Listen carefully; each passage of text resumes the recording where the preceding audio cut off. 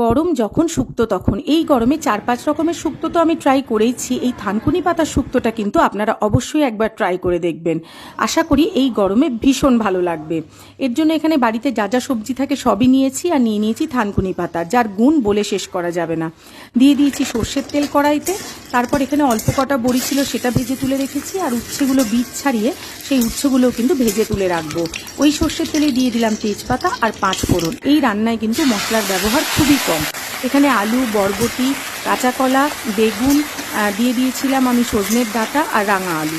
এই সমস্ত সবজি দিয়ে তার মধ্যে লবণ দিয়ে ভালো করে ভাজা ভাজা করে নিলাম, আর দিয়ে দিলাম ভেজে রাখা উচ্ছেগুলোও।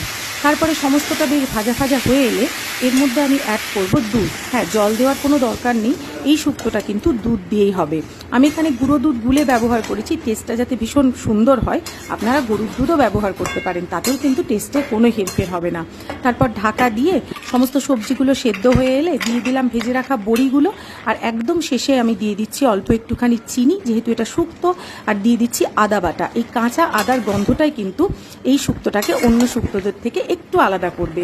আর সব শেষে যা দিয়ে নামকরণ, সেই থানকুনি পাতা অ্যাড করলেই কিন্তু তৈরি হয়ে যাবে এই গরমে সুস্বাদু থানকুনি পাতার শুক্তো।